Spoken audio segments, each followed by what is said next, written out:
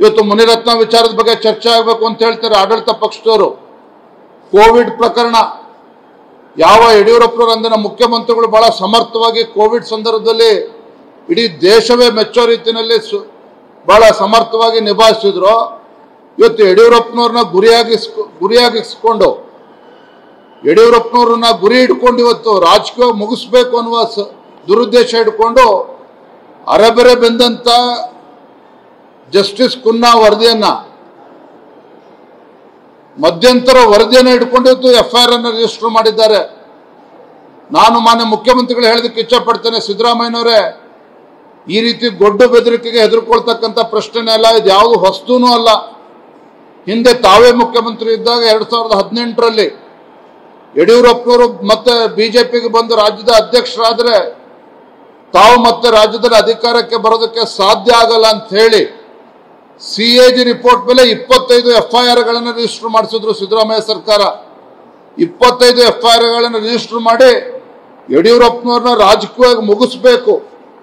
ಯಡಿಯೂರಪ್ಪನವ್ರನ್ನ ರಾಜಕೀಯವಾಗಿ ಮುಗಿಸಿದ್ರೆ ಬಿಜೆಪಿನ ರಾಜ್ಯದಲ್ಲಿ ಮುಗಿಸಿದಂತ ಆಗ್ತದೆ ಅನ್ನುವ ಪಿತೂರಿ ಇಟ್ಕೊಂಡು ತಾವೇನು ಮಾಡಿದ್ರಲ್ಲ ಸಿದ್ದರಾಮಯ್ಯನವರೇ, ಯಡಿಯೂರಪ್ಪನವ್ರು ಹೆದರ್ಕೊಂಡು ಓಡೋಗ್ಲಿಲ್ಲ, ಯಾವತ್ತೂ ಕೂಡ ಹೆದರ್ಕೊಂಡು ಓಡೋಗ್ಲಿಲ್ಲ.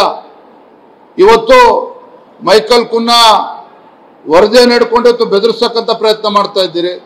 ಇವೆಲ್ಲವೂ ಕೂಡ ಅವ್ರು ಮಾಡ್ತಾ ಇರ್ತಕ್ಕಂಥ ಉದ್ದೇಶ ಏನು ಅಂತ ಹೇಳಿದ್ರೆ, ಏನು ಸರಣಿಗಳ ಒಂದು ಹಗರಣದಲ್ಲಿ ಸಿಲುಕಿ ಹಾಕೊಂಡಿದ್ದಾರೆ ಮುಖ್ಯಮಂತ್ರಿಗಳು. ಆ ಒಂದು ಹಗರಣದಿಂದ ಇವತ್ತು ವಿಲವಿಲ ಒದ್ದಾಡ್ತಾ ಇದ್ದಾರೆ ಸಿದ್ದರಾಮಯ್ಯನವರು. ಹಾಗಾಗಿ ಇವತ್ತು ತಪ್ಪಿಸ್ಕೊಂಡು ಹೋಗ್ತಕ್ಕಂಥ ಪ್ರಯತ್ನ ಮಾಡ್ತಾ ಇದ್ದಾರೆ.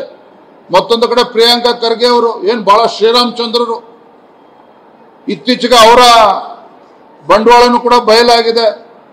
100 ಕೋಟಿ ಬೆಲೆ ಬಾಳ್ತಕ್ಕಂಥ ನಿವೇಶನ 5 ಎಕರೆ ಬೆಂಗಳೂರು ಅಂತಾರಾಷ್ಟ್ರೀಯ ವಿಮಾನ ನಿಲ್ದಾಣ ಹತ್ರ ಏನವರ ಕಂಪ್ನಿಗೆ ಇವತ್ತು ರಾಹುಲ್ ಖರ್ಗೆ ಅವರಿಗೆ KDB ಅವರು ಅಕ್ರಮವಾಗಿ ಅಲಾಟ್ ಮಾಡ್ತಾರೆ. ಅಕ್ರಮವಾಗಿ ತರಾತುರಿಯಲ್ಲಿ ಅವ್ರಿಗೆ ಅಲಾಟ್ ಮಾಡ್ತಾರೆ. ಅದನ್ನ ಹಿಂದಿರುಗಿಸಿಲ್ವ ಹಂಗಾರೆ ಪ್ರಿಯಾಂಕಾ ಖರ್ಗೆ ಅವರೇ? ನೀವತ್ತು ಭ್ರಷ್ಟಾಚಾರದ ಬಗ್ಗೆ ಮಾತನಾಡ್ತೀರಾ? ನಾನು ತಮ್ಮ ಮೂಲಕ ಇವತ್ತು ಮುಖ್ಯಮಂತ್ರಿ ಸಿದ್ದರಾಮಯ್ಯನವರಿಗೆ ಇವತ್ತು ನನ್ನ ಸವಾಲನ್ನು ಹಾಕ್ತಾ ಇದ್ದೇನೆ. ನೀವು ನಿಜವಾಗ್ಲೂ ಕೂಡ ಪ್ರಾಮಾಣಿಕರ ಇದ್ದದಲ್ಲಿ ನನ್ನ ಮೇಲೆ ಬಂದಿರತಕ್ಕಂಥ, ತಾವು ಹೊರಿಸಿರ್ತಕ್ಕಂಥ 150 ಕೋಟಿ ಆರೋಪ ನನ್ನ ಮೇಲೆ ಏನು ಮಾಡಿದ್ದೀರಿ, ಅದ್ರ ಬಗ್ಗೆನೂ CBI ತನಿಖೆ ಕೊಡಿ. ಅದನ್ನು ಕೂಡ CBI ತನಿಖೆ ಕೊಡಿ. ಅನ್ವರ್ ಮಾನಪ್ಪಾಡಿ ಅವರು ಹಿಂದಿನ ಮೈನಾರಿಟಿ ಕಮಿಷನ್ನ ಚೇರ್ಮನ್ ಅವರು ಏನು ವರದಿ ಕೊಟ್ಟಿದ್ದಾರೆ, ತದನಂತರದಲ್ಲಿ ಜಗದೀಶ್ ಶೆಟ್ಟರ್ ಅವರು ಮುಖ್ಯಮಂತ್ರಿಗಳಿದ್ದಾಗ ಅಂದಿನ ಉಪಲೋಕಾಯುಕ್ತರಿಂದ ಏನು ತನಿಖೆ ಆಗಿದೆ, ಆ ವರದಿಯನ್ನು ಸ್ವೀಕಾರ ಮಾಡಿ ಸರ್ಕಾರ ಏನು ಇವತ್ತು ರಿಜೆಕ್ಟ್ ಮಾಡಿದ್ದಾರೆ ಆ ವರದಿನ ಸಿದ್ದರಾಮಯ್ಯನವರ ಹಿಂದೆ.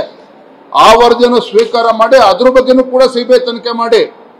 ಇವತ್ತೇ ನನ್ನ ಬಗ್ಗೆ ಹೇಳ್ತಾ ಇದ್ದೀರಲ್ಲ, ಏನು ಇವತ್ತು ಆ ವರದಿ ಕೊಟ್ಟಾಗ ವಿಜಯೇಂದ್ರ ಅವರು 150 ಕೋಟಿ ಕೊಟ್ಟು ಆ ವರದಿಯನ್ನು ಮುಚ್ಚಾಕ್ತಕ್ಕಂಥ ಪ್ರಯತ್ನ ಮಾಡ್ತಾ ಇದ್ರು ಅಂತೇಳಿ ಯಾಕೆ ನಾನು ಮಾಡ್ತೇನೆ?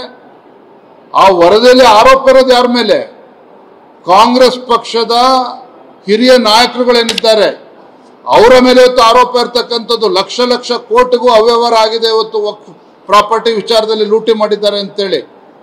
ಹಾಗಾಗಿ ಇದ್ರ ಬಗ್ಗೆ ಸೂಕ್ತವಾಗಿ ತನಿಖೆ ಆಗಲಿ.